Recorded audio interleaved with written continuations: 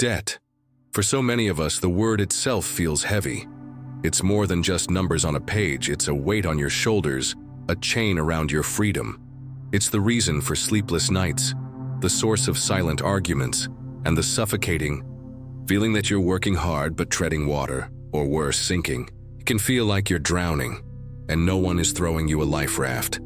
If that feeling is familiar to you, if the weight of debt feels overwhelming, then this message today is God's life raft for you.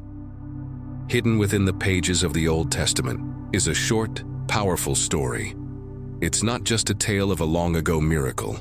I believe it's a divine blueprint, a four-step spiritual and practical strategy that God Himself laid out for anyone who feels like they are drowning in debt. This is the story of a desperate widow, a compassionate prophet, and the God who makes a way where there seems to be no way. Our story begins in 2 Kings chapter 4.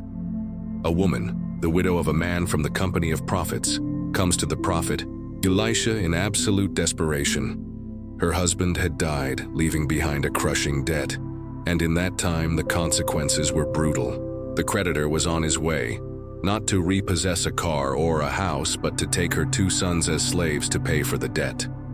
Can you imagine her terror? A grieving widow now facing the horror of losing her children. She was at the end of her rope. In her desperation, she cries out to the man of God. And Elisha's response is the starting point for our own rescue plan. He doesn't offer pity. He asks a strategic question. He asks, "How can I help you? Tell me, what do you have in your house?" Her answer is heartbreaking. She says, "Your servant has nothing there at all except a small jar of olive oil." From this place of nothing but a little oil, God unfolds a 4-step miracle of debt cancellation. This is His strategy for you too. Step 1. Identify your oil. Elisha's first question forced the widow to stop focusing on the mountain of what she lacked, the money, her husband, and to identify the little she possessed. The small jar of oil represents the seed of your miracle. For you today, what is your oil? It might not seem like much. It could be a skill you've forgotten. You have. It could be a few extra hours in your week.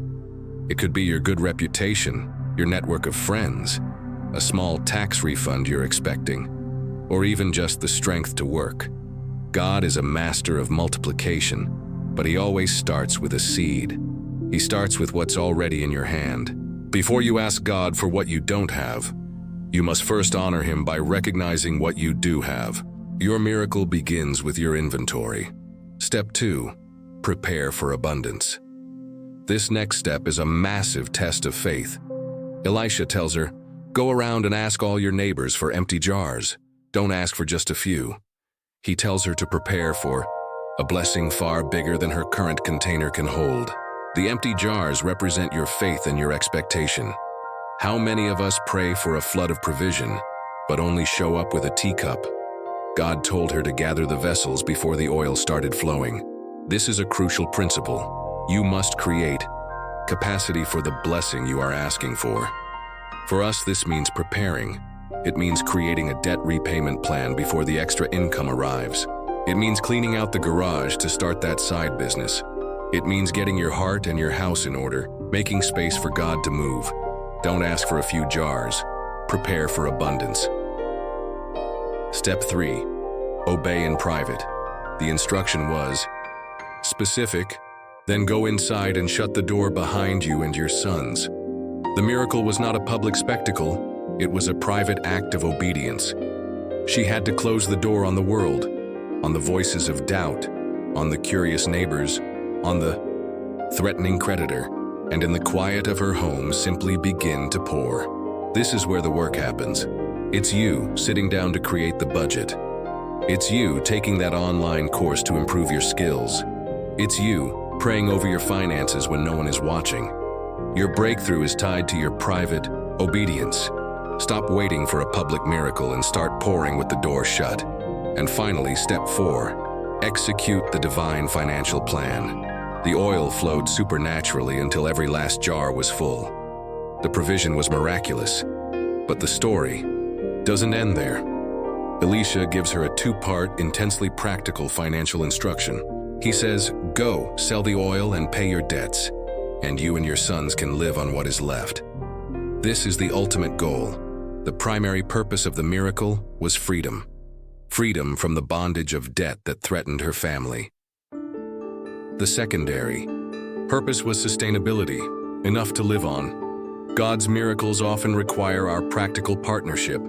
He provides the resource, but we must execute the plan. The blessing is not just for lavish living, it is first for liberation. So if you feel like you are drowning in debt, here is your life raft.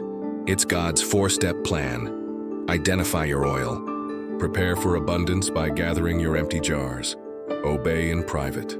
And when the provision comes, execute the plan. Pay your debts first. This is the prestige of faith. It's not a passive hope. It's an active partnership with a God who is more than able to provide. He is the God of the empty jar, and He is your God today. If this story has given you a glimmer of hope, please subscribe to our channel and like this video so that others who feel like they are drowning can find it too. And in the comments, I want you to make a declaration of faith. Tell us, what is the small jar of oil that you have in your house right now? Let's celebrate the seeds of our miracles together. Thank you for watching. Remember, your debt does not define you, and your situation is not your destination. Your God is a God of miracles. Until next time, walk in faith.